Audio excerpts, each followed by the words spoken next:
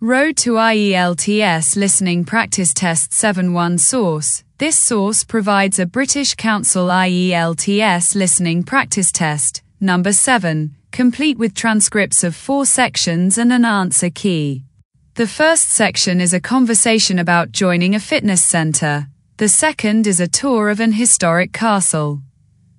The third is a discussion about a new university library between staff and student representatives. And the fourth is a lecture about the Great Pacific Garbage Patch. The material is designed for individuals preparing for the International English Language Testing System, IELTS, exam.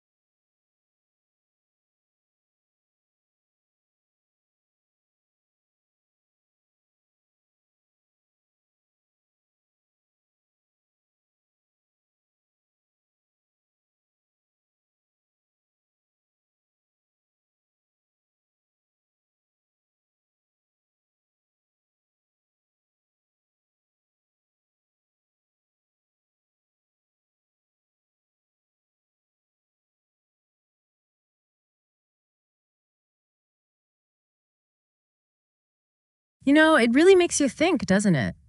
How much valuable stuff can sometimes be hiding, well, right under our noses. It really can. Things you might just glance over. Exactly.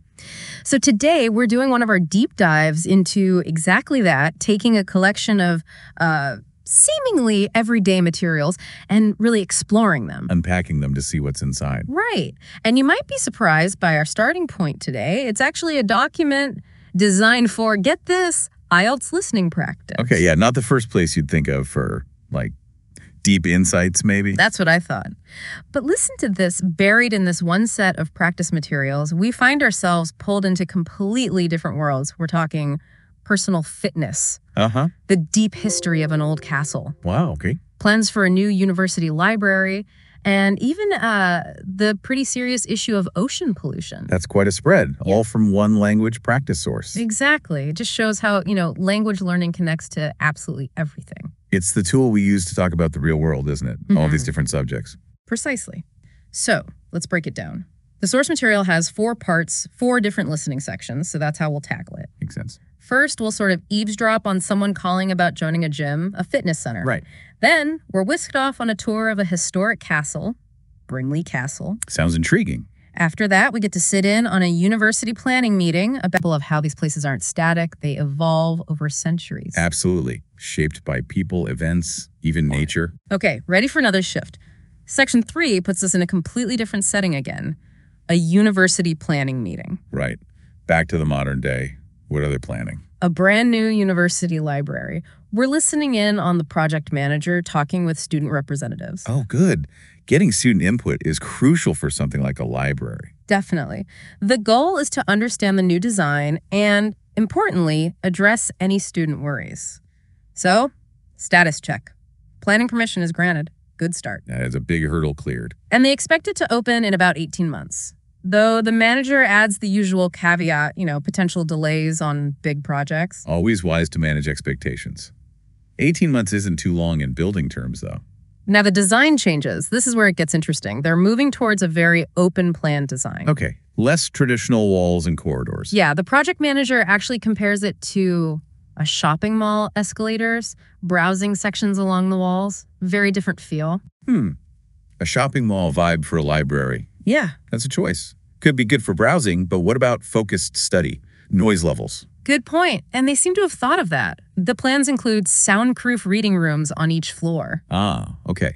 Dedicated quiet zones. And within those rooms, individual study pods, like little cocoons for concentration. That sounds better. So balancing the open social aspect with the need for quiet focus. Seems to be the idea. Another big focus is green energy, sustainability. Good to hear. How so? Over 200 windows for natural light, including, and they make a point of this, the UK's largest oval window. Impressive. Big on natural light then. And the roof will have small wind turbines. The goal is for those turbines to generate at least 20% of the building's energy. 20% from wind alone. That's ambitious, but fantastic if they achieve it. Shows real commitment. It does. Now, technology, this bit surprised me. They're actually reducing the number of university computers, down from 100 to just 30. Really? Why is that? The thinking is most students bring their own laptops now. So instead, they're massively increasing the number of plug-in points everywhere. DYOD, bring your own device. Makes sense. It's got low density overall. You can't really see one country or one industry, as the lecturer apparently notes. Right. It needs a much wider approach to tackle it. Definitely. Okay, so back to the size. What are the estimates? This is where it gets wild. The estimates range hugely, from about 700,000 square kilometers. Which is roughly the size of Texas, right? Yeah, about that size. That's the lower end. To over 15 million. Mind-boggling. Even if that's an upper estimate, it paints a powerful picture. Definitely surprising takeaways all around. It just reinforces that idea, doesn't it? Approach things with curiosity, even stuff that seems mundane, and you might learn something amazing. You really might. Yeah. You never know what connections you'll make or what understanding you'll gain. So as we kind of surface from this particular deep dive, here's something for you to think about.